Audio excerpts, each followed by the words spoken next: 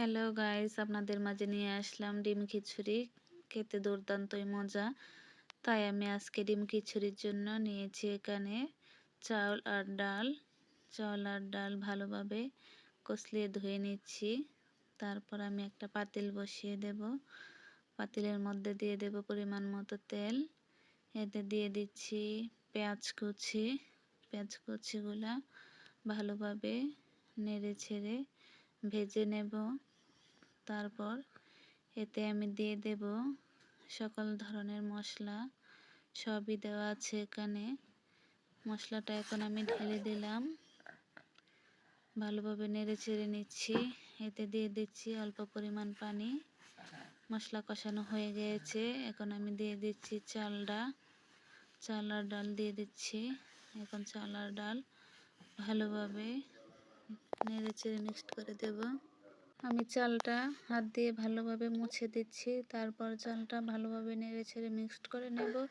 Mixed করার পর ঢাকনা দিয়ে অল্প কিছুক্ষণের জন্য ঢেকে দেব যেন চালটা ভালোভাবে কষানো হয়। তারপর এর মধ্যে আমি দিয়ে দেব গরম পানি। গরম পানি আমি কেটলির মধ্যে আগেই করে রেখেছি যাতে দিতে আমার সহজ হয়। আমি পানি মেপে এই রোজার মাসে ইফতার বলতে বেগুনি, আলুর চপ, ডাল বড়া, বুট এগুলো প্রতিদিন খেতে আর ভালো লাগে না। তাই ভিন্ন ভিন্ন কিছু খেলে অবশ্যই ভালো লাগে। আমি এর মধ্যে গরম পানিটা দিয়ে দিলাম। এখন ভালোভাবে নেড়ে ছেড়ে ঢাকনা দিয়ে ঢেকে দেব যেন চাল আর ডাল সিদ্ধ হয়ে যায়। তাহলেই হয়ে যাবে আমার খিচুড়ি, শুকনো খিচুড়ি। এর মধ্যে 4-5টা কাঁচামরিচ দিয়ে দিলাম। এখন আমার সেদ্ধ করা ডিমগুলো আমি ভালোভাবে ছুলে নেব। ডিমগুলো সাথে সাথে ছুলতে পারলে অনেক ভালো হয়, তাড়াতাড়ি ছোলা যায়। তো হয়ে গেছে আমার ডিমগুলো আমি ভেজে নিচ্ছি। তারপর পেঁয়াজ কুচি দিয়ে মশলা দিয়ে ডিমগুলো আমি বোনা করে নেব। হয়ে গেল আমার ডিম বোনা। এখন আমি কিছুটা ডাল রান্না করব। ডাল ছাড়া যেন খাবারটা কেমন পরিপূর্ণ হয় না, তাই আমি অল্প ডালই নিয়েছি। ডালগুলো ধুয়ে চুলায় বসিয়ে দিলাম। এখন ডালগুলো আমার ফুটতে শুরু করেছে। এর মধ্যে আমি দিয়ে দেব ডালের জন্য পেঁয়াজ আর রসুন ভাজা। দিয়ে দিলেই হয়। হ্যালো গাইস, আপনাদের মাঝে নিয়ে আসলাম ডিম খিচুড়ি। খেতে দুর্দান্তই মজা। তাই আমি আজকে ডিম খিচুড়ির জন্য নিয়েছি এখানে চাউল আর ডাল। চাউল আর ডাল ভালোভাবে কষলিয়ে ধুয়ে নিচ্ছি। তারপর আমি একটা পাতিল বসিয়ে দেব। পাতিলের মধ্যে দিয়ে দেব পরিমাণ মতো তেল। এতে দিয়ে দিচ্ছি পেঁয়াজ কুচি। পেঁয়াজ কুচিগুলা ভালোভাবে নেড়ে ছেড়ে ভেজে নেব।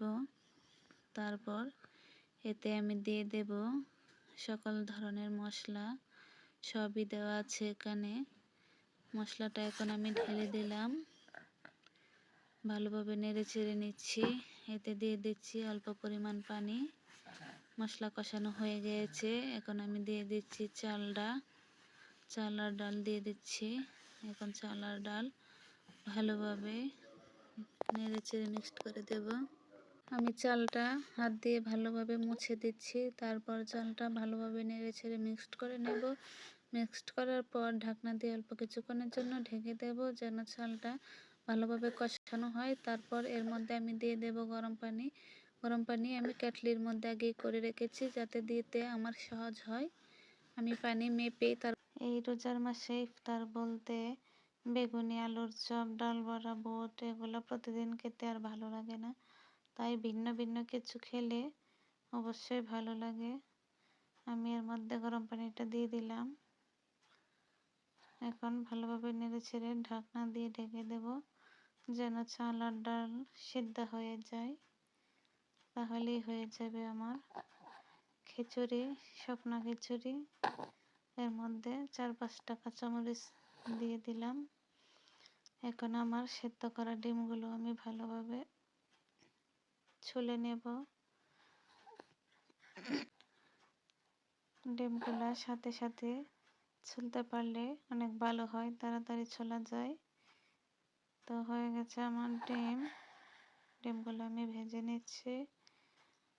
তারপর পেঁয়াজ কুচি দিয়ে মশলা দিয়ে ডিমগুলো আমি বোনা করে নেব। হয়ে গেল আমার ডিম বোনা। এখন আমি কিছুটা ডাল রান্না করব। ডাল ছাড়া যেন খাবারটা কেমন পরিপূর্ণ হয় না, তাই আমি অল্প ডালই নিয়েছি।